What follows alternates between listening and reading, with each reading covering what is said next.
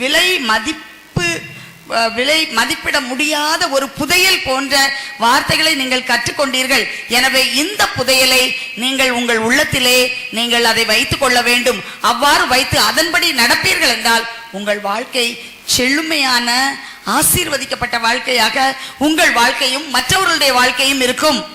I'm going to ask her a simple question. நான் இவங்கிட்ட ஒரு கேள்வி கேட்க போறேன், எளிமையான கேள்வி. Sister, the same situation today. சகோதரி, இந்த இதே மாதிரி ஒரு சூழ்நிலை, you have to take a flight and go. நீங்க ஒரு ஃளைட் எடுத்துட்டு போக வேண்டி இருக்குது. You had not tasted the love of God. நீங்க கடவுளுடைய அன்பை ஒன்றும் நீங்க சுவைக்கலன்னு வச்சுக்குவோம். And you are asked to translate today absolutely free, no money, nothing. You are told come and translate today. பணம் ஒன்றும் இல்லை, நீங்க வந்து இன்னைக்கு இந்த வேலையை பண்ணுவீங்களா அப்படி கேட்டா நீங்க என்ன பண்ணிருப்பீங்க? Do you think you would have been here? நீங்க நினைக்கிறீங்களா நீங்க இப்படி வந்து நிப்பீங்கன்னு சொல்லி? What would your answer be? No. Yesterday? Yes. Yesterday? Yes. Oh, you would have said yesterday also I want to pack. இந்த அனுபவத்திற்கு கடந்து வரவில்லை என்றால் எனக்கு வர முடியாது, எனக்கு ரொம்ப வேலை இருக்குது அப்படி நான் சொல்லியிருப்பேன். so many work to do. So many work to do. You know what has happened with us? We want to have relationship with God with our leftovers. நாம் கடவுளோடு மிச்சம் மீதி இருக்கதை கொண்டு நாம் அவரோடு உறவு கொள்ள நாம் விரும்புகின்றோம்.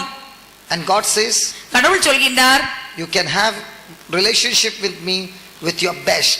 கடவுள் சொல்கின்றார், என்னோடு நீ நட்புறவு வைத்துக் கொள்ள வேண்டும் என்றால் சிறப்பானதை எல்லாவற்றிலும் சிறந்ததை எனக்கு கொண்டு வந்து என்னோடு உறவு கொள்ள என்று சொல்கின்றார். I'm so sure for the husband and the wife tonight when they are going, it's very very uncomfortable. எனக்கு தெரியும் அவங்க கணவன் மனைவி ரெண்டு பேரும் இன்னைக்கு அவங்க பிரயாணம் செய்து போகும்போது அது ரொம்ப அசௌகரியமாகத்தான் இருக்கும். I remember early days when she used to translate, she used to come with a fan. தொடக்க காலத்துல அவங்க இப்படி டிரான்ஸ்லேட் பண்ண வரும்போது இப்படி வீசிக்கிட்டுலாம் வருவாங்க. Every break, like how you are in the boxing ring, when you get a break, the fellow is fanning, the husband is to fan her. You remember that? பாக்ஸிங்லாம் பண்றவங்க அப்படி ஒரு ரெஸ்ட் எடுக்க போகும்போது அப்படி பண்ணிக்குவாங்க. அது மாதிரி கொஞ்சம் கொஞ்சம் ஓய்வு கிடைச்சா போய் விசிறிட்டு இருப்பாங்க. Is to bring electrol and give her to drink electrol. Remember? எலக்ட்ரால்லாம் கொண்டு வந்து கலக்கி குடிக்க வைப்பாங்க. And then he would say, okay, morning session, afternoon session, no. Then afternoon session, no, evening session. You remember? Now why things have changed? மத்தியானம் போதும் சாயங்காலம் வேண்டாம் அப்படிலாம் சொன்ன நாட்கள் உண்டு. Now why things have changed? இப்போ ஒரு மாற்றம் ஏற்பட்டுள்ளது. You know why things have changed? ஏன் அந்த மாற்றம் ஏற்பட்டது? Because they tasted this word and that agape love has given them what years and years and years of labor could not give them. இந்த வார்த்தையை சுவைத்திருக்கின்றார்கள்.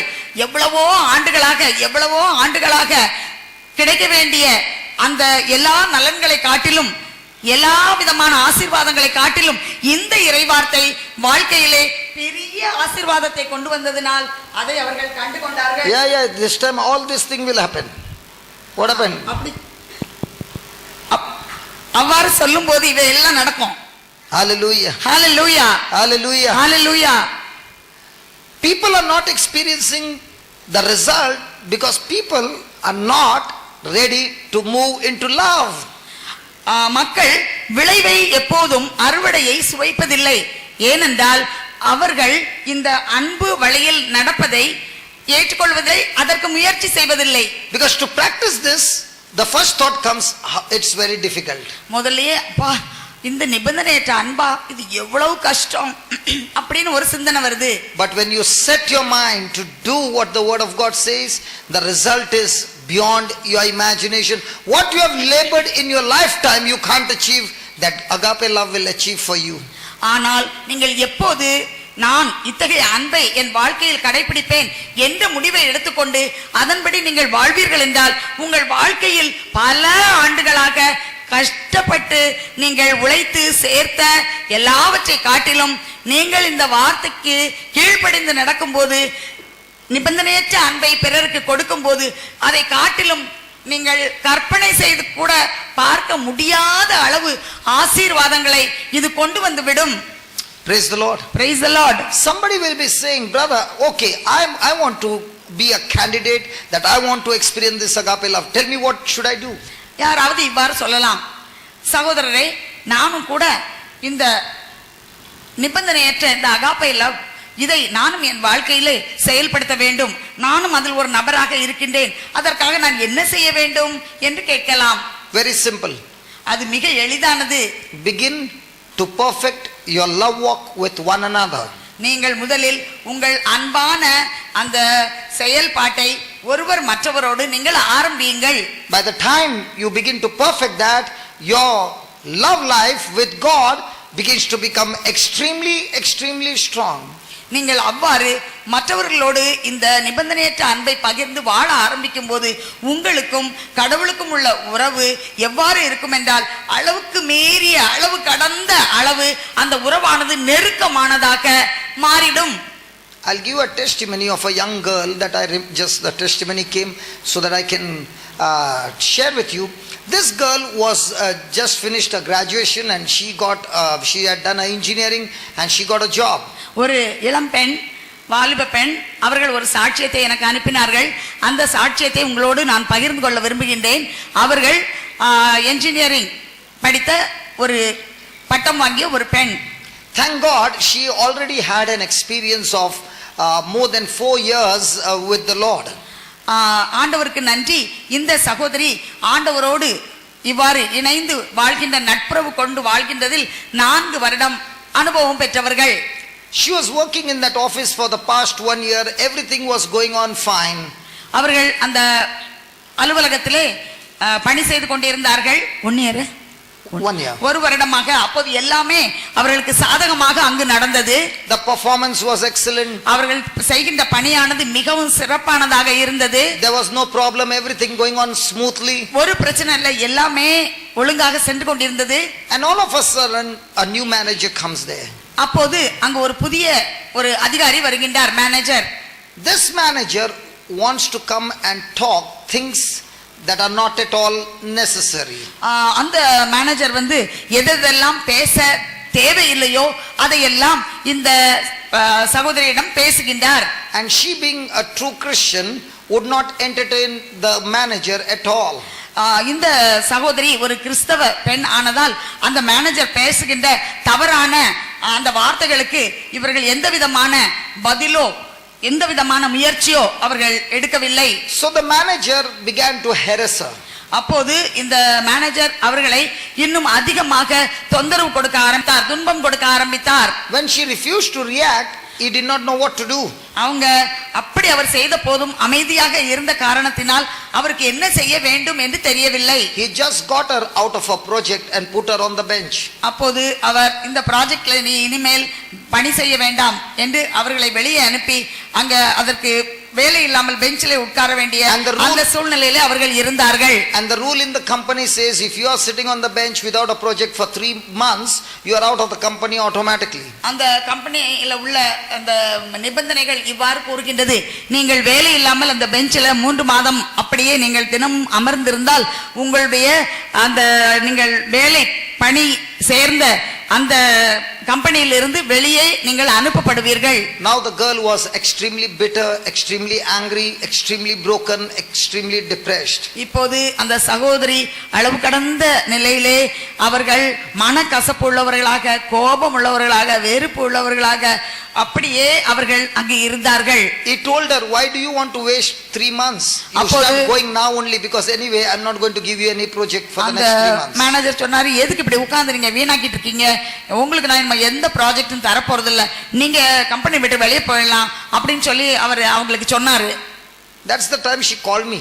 அந்த டைம்ல தான் அந்த சகோதரி என்னை தொடர்பு கொண்டார்கள். And I said, shall we pray to God to transfer that manager from your session? அப்போ நான் சொன்னேன், நம்ம சேர்ந்து ஜெபிப்போமா, அந்த மேனேஜரை நீ இருக்கக்கூடிய அந்த துறையில இருந்து அவரை வேற இடத்துக்கு அவரை டிரான்ஸ்ஃபர் பண்ணிடணும், அப்படி நம்ம ஜெபிப்போமா அப்படி கேட்டேன். She said surely.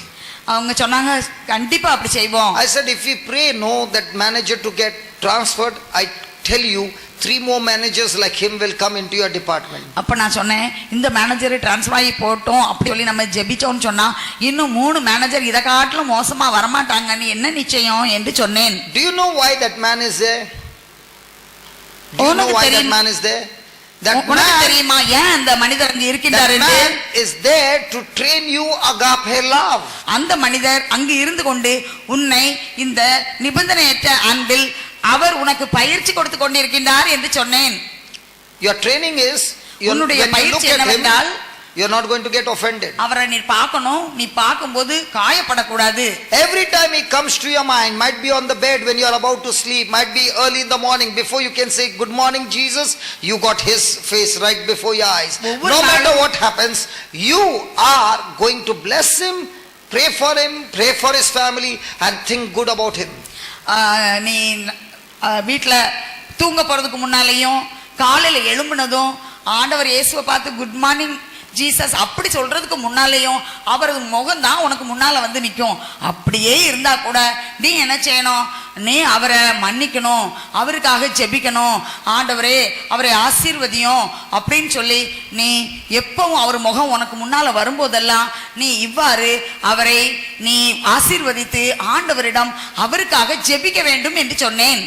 I told her, when you refuse to love others, you operate in fear, and now you give access to Satan to talk to you and lead you on the path of destruction.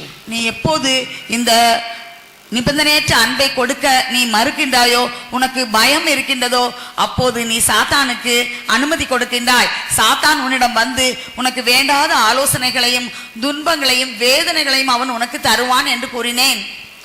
Agape love will enable you, empower you to live a conqueror's life. இந்த நிபந்தனையற்ற Agape love என்ன செய்யும் என்றால், நமக்கு ஒரு வெற்றி வாழ்க்கையை, நாம் வெற்றி கொள்கின்ற சாத்தானுடைய அந்த சக்தியிலிருந்து நமக்கு வெற்றி தரக்கூடிய ஒரு வெற்றி வாழ்க்கையை நமக்கு அது தரும். When you walk in love, God gives you wisdom.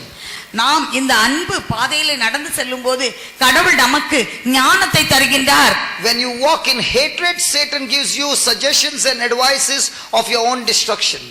ஆனால் நாம் வெறுப்பிலே மனக்கசப்பிலே நடக்கும்போது சாத்தான் நமக்கு வேண்டாத ஆலோசனைகளை நமக்கு கொடுத்து அழிவுக்கு நம்மை இட்டு செல்கின்றான். So I said, go to the library, pick up some books and increase your knowledge base of the department that you are in. நீ என்ன துறையில வேலை பார்க்கறியோ, நீ லைப்ரரிக்கு போய் அதை சார்ந்த புத்தகங்களை எடுத்து நீ அங்க உட்கார்ந்து படிக்க ஆரம்பி என்று நான் அவளுக்கு ஆலோசனை சொன்னேன்.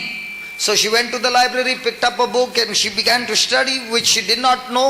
And as she was studying, the manager came and looked at a book and said, come to my office. அப்போது இவ்வாறு லைப்ரரியில போய் உட்கார்ந்து நூலகத்துல இந்த புக்கெல்லாம் எடுத்து அவ உட்கார்ந்து படிக்க ஆரம்பிச்சா. இப்படி படிச்சிட்டு இருக்கும்போது அந்த மேனேஜர் அங்க வந்தாரு. அங்க வந்து பார்த்தாரு இவ என்ன பண்ணிட்டு இருக்கான்னு. உடனே சொன்னாரு, என்னுடைய ரூமுக்கு வான்னு சொன்னாரு. He gave her a project. அப்ப போனப்போ ஒரு ப்ராஜெக்ட் கொடுத்தாரு. According to what she was reading, அந்த எந்த புக்கை வச்சு வாசிச்சிட்டு இருந்தாரோ அந்த புக்கை பேஸ் பண்ணி அதன் அடிப்படையில ஒரு ப்ராஜெக்ட் கொடுத்தாரு. the manager doesn't know. மேனேஜருக்கு அதை பத்தி ஒண்ணும் தெரியாது. No person in the company knows. அந்த கம்பெனில இருக்க யாருக்குமே அதை பத்தி ஒண்ணும் தெரியாது. And nobody has given her a training. யாருமே அவங்களுக்கு ட்ரைனிங் ஒண்ணுமே பயிற்சி ஒண்ணும் கொடுக்கல. And it says, do this project. இத நீ போய் பண்ணு அப்படின்னு சொல்லி அவர் சொல்லிட்டாரு. And if you're not able to do this project, இத நீ செய்ய முடியலன்னு சொன்னா, you are able to you are fired, you go home.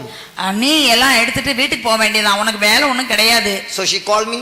அந்த உடனே அவ என்னை கூப்பிட்டா. She said, this is the situation. என்னுடைய சூழ்நிலை இப்படி இருக்கு பாருங்க என்று சொன்னாள். I said, baby, if you can walk in love, every time you get a thought, God bless him, God bless him, Jesus bless him, bless his family, bless every member of his household. அப்போது நான் சொன்னேன், உனக்கு ரொம்ப கோபமாக அந்த manager அவருடைய முகம் உனக்கு முன்பு வரும்போதெல்லாம் நீ எப்போதும் அன்பு அன்பு அன்பு, அவரை நீ அன்பு செய்ய வேண்டும், அவருக்காக ஜெபிக்க வேண்டும், அவர் குடும்பத்திற்காக ஜெபிக்க வேண்டும், அவர் என்னென்ன செய்கின்றாரோ அது எல்லாம் ஆசீர்வதிக்கப்பட வேண்டும், வெற்றி அடைய வேண்டும் என்று தொடர்ந்து நீ ஜெபித்துக் கொண்டே இருக்க வேண்டும் என்று கூறினேன். Within a few weeks, ஒரு சில வாரங்களுக்கு முன்பாகவே and she was able to do that project. அவளுக்கு அந்த ப்ராஜெக்ட்டை செய்ய ஆண்டவர் ஞானம் கொடுத்தார். When it was sent to the client liked it so much that he said, I want that girl to do this project. அந்த ப்ராஜெக்ட்டை எந்த கம்பெனிக்கு அனுப்பணுமோ அங்க அனுப்பிய போது அதை அனுப்பியவர்கள் சொன்னாங்க, இந்த ப்ராஜெக்ட்டை யார் பண்ணாங்களோ அவங்க எங்க கம்பெனிக்கு நீங்க அவங்களை அனுப்பி வைங்கன்னு சொன்னாங்க. The company got a very big project. அந்த கம்பெனில இன்னும் பெரிய பெரிய ப்ராஜெக்ட்ஸ் இருந்தது. Now if this girl resigns, the manager loses his job. இந்த பெண் இந்த சகோதரி வேலையை அவள் ராஜினாமா செய்தால் மேனேஜரும் வேலை விட்டு போக வேண்டியிருக்கும். Now the tables have turned around. இப்போது அவளை நோக்கி அந்த காற்று வீச தொடங்கியது. Now the manager is extremely good to her. இப்போ மேனேஜர் ரொம்ப அன்பா, அளவுக்கு மீறி அவட்ட அன்பா இருக்க ஆரம்பிச்சாரு. Then I asked her, do you feel like taking a revenge? அப்போ நான் அவட்ட கேட்டேன், உனக்கு இப்போ இந்த மேனேஜரை நல்லா பழி வாங்கணும் அப்படின்னு உனக்கு வருதா கோபம் அப்படின்னு கேட்டேன். She said to me, he is blinded because he doesn't know the truth. With this love, I will be able to share with him Jesus. And praise be to God, she shared with him Jesus. That manager became a good friend. He was the one who sent her to UK for training. She came back and now she is working in US for the same company, doing wonderful. And she said, the very man who came to destroy me, I operated in agape love, and that same man turned around my whole future. He became a person who could speak to the top management and take me to and send me to US, and every day of my life I am still praying for that man. God changed everything because I made a decision to walk in agape love. அப்போது நான் அவளிடம் கேட்டேன், அவர் மேல் உனக்கு கோபம் வரவில்லையா என்று, பழி வாங்க வேண்டாமா என்று. அப்போது அவள் கூறினாள், இல்லை, அவருக்கு ஆண்டவரை பற்றி தெரியவில்லை, ஆண்டவருடைய அன்பை பற்றி தெரியவில்லை, அவருக்கு கண்கள் குருடாக இருக்கின்றது, எனவே தான் அவருக்கு இவ்வாறு அவர் என் மேல் நடந்து கொண்டார். இப்போது ஆண்டவர் எனக்கு ஒரு வாய்ப்பு கொடுத்திருக்கின்றார், இந்த நிபந்தனையற்ற அன்பை நான் அவருக்கு காட்ட முடியும், ஆண்டவரை பற்றி அவரிடம் பேச முடியும் என்று கூறி அவள் ஆண்டவரை பற்றி, ஆண்டவருடைய அன்பை பற்றி அவரிடம் கூற ஆரம்பித்தாள். அப்போது எல்லா பிரச்சனைகளும் நல்ல காரியங்கள் எல்லாம் அவளை நோக்கி வர ஆரம்பித்தன. எந்த ஒரு மேனேஜர் அவளை பழிவாங்க, அவள் மீது எப்போதும் கோபமாக இருந்து அவளை வெளியே தள்ளிவிட வேண்டும் என்று நினைத்தாரோ அவரே அவளை யூகேக்கு அனுப்பினார், இங்கிலாந்துக்கு அனுப்பி அங்கே அவளுக்கு ட்ரைனிங், அந்த பயிற்சி கிடைக்கும்படியாக, அந்த ப்ராஜெக்ட்ல அவளுக்கு பயிற்சி கிடைக்கும்படியாக அவர் செய்தார். அதை முடித்து அவள் அந்த கம்பெனியில திரும்ப வந்து அவள் பணியில் சேர்ந்த போது இந்த ப்ராஜெக்ட் எங்கே அனுப்பினார்களோ அவர்கள் இவள் தான் அங்கு வர வேண்டும், அவளுக்கு வாய்ப்பு கொடுக்க வேண்டும் என்று அங்கிருந்து இவளை கேட்டுக்கொண்டதால், அந்த கம்பெனி அந்த மேனேஜரிடம் கேட்டுக்கொண்டதால் அவரே இவளுக்கு எல்லா விதமான சிபாரசு எல்லாம் செய்து இவளுக்காக எல்லாவற்றையும் தயார் செய்து இவளை யுஎஸ்க்கு அனுப்பினார். இப்போது அவள் அங்கிருந்து பணி செய்து கொண்டிருக்கின்றாள். எந்த ஒரு மேனேஜர் அவளுக்கு பிரச்சனையாக இருந்தாரோ அவர் இப்போது அவளுக்கு ஒரு நல்ல நண்பராக இருக்கின்றார்.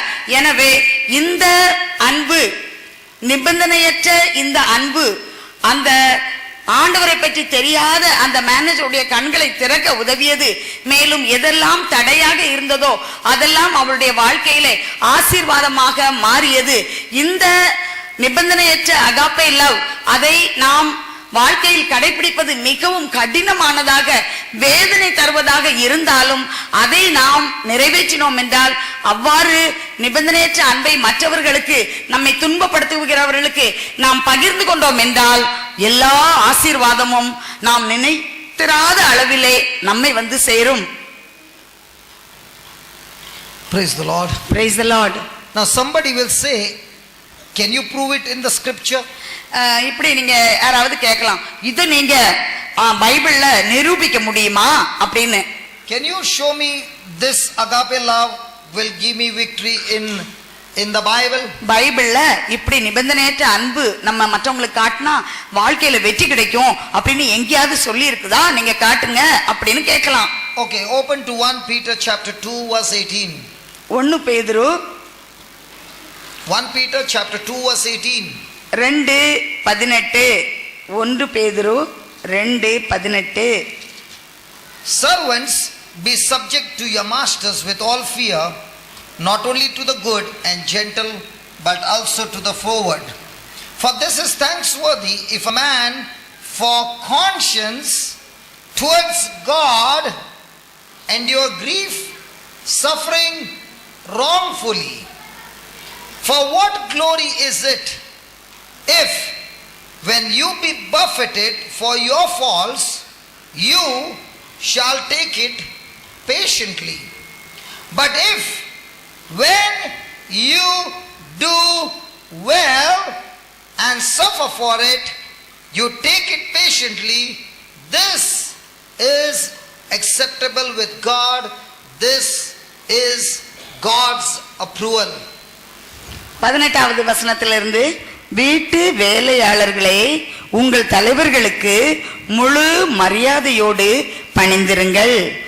நல்லவர்களுக்கும் கனிந்த உள்ளம் உடையோருக்கும் மட்டுமல்ல, முரட்டு குணம் உள்ளவர்களுக்கும் பணிந்திருங்கள். ஒருவர் அநியாயமாக துயருறும் போது கடவுளை மனத்தில் கொண்டு அதை பொறுமையோடு ஏற்றுக்கொள்வாரானால் அதுவே அவருக்கு உகந்ததாகும். குற்றம் செய்ததற்காக நீங்கள் அடிக்கப்படும் போது பொறுமையோடு இருப்பதில் என்ன சிறப்பு? மாறாக நன்மை செய்தும் அதற்காக பொறுமையோடு துன்புற்றால் அது கடவுளுக்கு உகந்ததாகும். கிறிஸ்துவும் உங்களுக்காக துன்புற்று ஒரு முன்மாதிரியை வைத்து சென்றுள்ளார். எனவே நீங்கள் அவருடைய அடிச்சுவடுகளை பின்பற்றுங்கள். இதற்காகவே அழைக்கப்பட்டுள்ளீர்கள். So the Bible clearly says, Bible தெளிவாக நமக்கு சொல்கின்றது, you must be subject not only to those who are good and gentle, but also those who are harsh and unjust. நல்லவர்களுக்கு மட்டுமல்ல, முரட்டு குணம் உள்ளவர்களுக்கும் நாம் நல்லவர்களுக்கும் கனிந்த உள்ளமுடையோருக்கும் மட்டுமல்ல, முரட்டு குணம் உள்ளவர்களுக்கும் பணிந்திருக்க வேண்டும். அப்படித்தான் இறைவார்த்தை சொல்கின்றது. And then he says, when you go through suffering which is unjust and you take it patiently and you are mindful of God and you are doing it for God, then it is a glorious and a gracious sight in the eyes of God. நாம் அநியாயமாக துன்புறும் போது நாம் கடவுளை மனதிலே வைத்துக்கொண்டு அதை பொறுமையோடு நாம் அதை ஏற்றுக்கொள்வோம் என்றால் அது கடவுளுக்கு உகந்த ஒரு செயலாகும். In other words, when you go through unjust suffering and you are operating in God's love or agape love, the Bible says you are in God's plan and you are in God's purpose, and God has got a great future for you and a great reward for you. இவ்வாறு இறைவார்த்தை சொல்கின்றது. அநியாயமாக நீங்கள் துன்புறுத்தப்படும் போது நீங்கள் அதை பொறுமையோடு ஏற்று நீங்கள் உங்களுடைய அந்த நிபந்தனையற்ற அந்த அகாப்பே லவ் அதன் வழியாக நீங்கள் செயல்படுவீர்கள் என்றால் அது கடவுளுக்கு ஏற்றதாக இருக்கின்றது. மேலும் கடவுள் அவருடைய திட்டத்தில் அதை வைத்திருக்கின்றார்.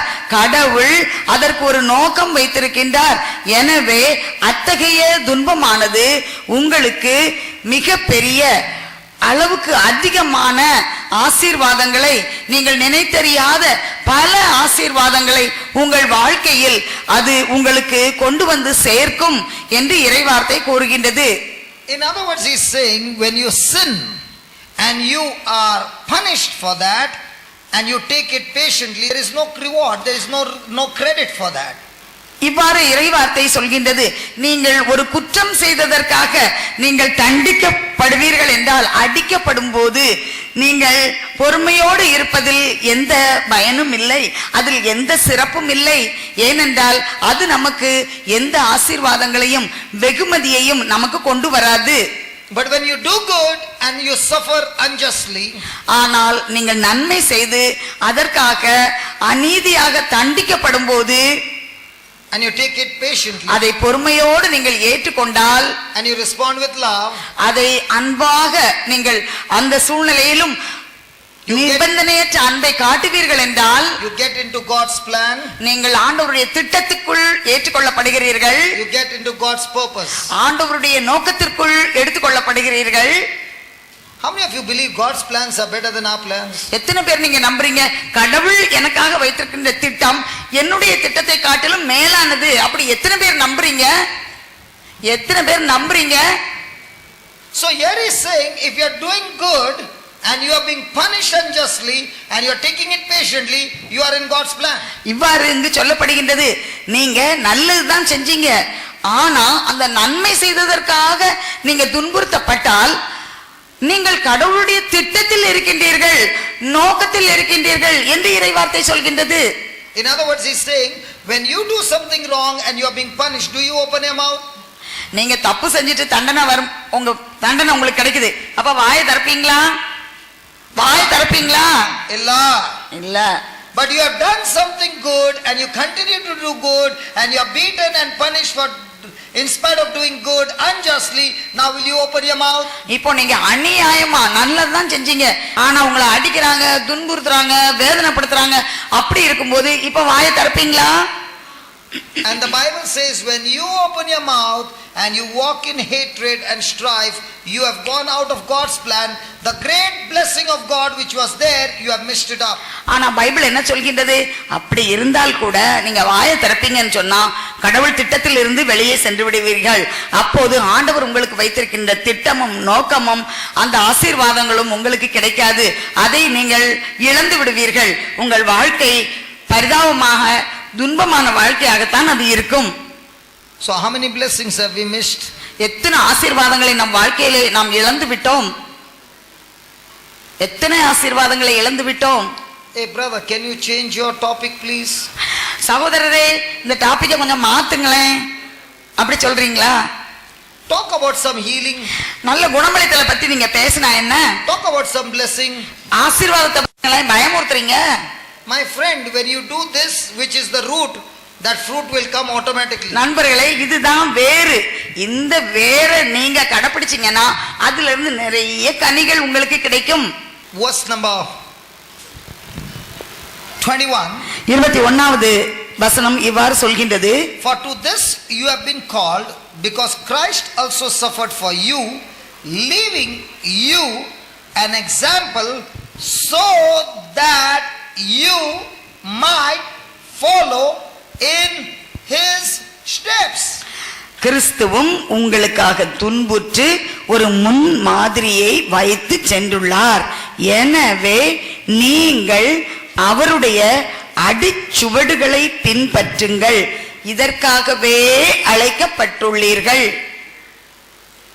So here the word of God clearly says that a calling in this world, in this life, is not just to have feasting and dancing and celebrating, but there is going to be a time of troubles and tribulations and sufferings which are going to be unjust, and in the midst of all that we got to look at Jesus as an example who faced trials unjustly, and he faced it with joy, he faced it with love, and that's how he got the victory. இறைவார்த்தை இவ்வாறு நமக்கு சொல்கின்றது. நம்முடைய வாழ்க்கை இந்த உலகிலே நாம் கொண்டாடுவதற்கும் குடிப்பதற்கும் களியாட்டத்திற்கும் இன்னும் மகிழ்ச்சியான நாள்களுக்கும் மட்டுமல்ல, மாறாக நம்முடைய வாழ்க்கையில் சில நேரங்களில் சில காலகட்டங்களில் நமக்கு வேதனையும் துன்பமும் தண்டனையும் எதிர்பார்க்காத பல தோல்விகளும் நெருக்கங்களும் நெருக்கடிகளும் போராட்டங்களும் நமக்கு ஏற்படலாம். அப்படிப்பட்ட ஒரு சூழ்நிலையில் நாம் நம்முடைய வாழ்க்கையில் என்ன செய்ய வேண்டும்? நம் ஆண்டவராகிய இயேசுவை அவர் நமக்கு ஒரு முன்மாதிரியை வைத்து சென்றுள்ளதால் அவர் துன்புற்ற போது அவர் என்ன செய்தாரோ அந்த செயல்பாட்டை அவர் எவ்வாறு துன்பங்களை ஏற்றுக்கொண்டாரோ, எவ்வாறு மகிழ்ச்சியாக அதை ஏற்று அந்த துன்பத்திலே அவர் ஆண்டவரை மகிமைப்படுத்தினாரோ, அதுபோல நாமும் நம்முடைய துன்ப வேளைகளில் ஆண்டவர் இயேசுவை கண்முன் கொண்டு அவருடைய அடிச்சுவடுகளை நாம் பின்பற்றி நாம் செல்ல வேண்டும். இதற்காகத்தான் நாம் அழைக்கப்பட்டுள்ளோம் என்று இறைவார்த்தை கூறுகின்றது. If Jesus suffered for me to save me, now it's my turn to be ready to go through the suffering unjustly and still operate in love. ஆண்டவர் இயேசு என்னை மீட்பதற்காக அவர் துன்புற்றார் என்றால் நானும் என்னுடைய வாழ்க்கையில்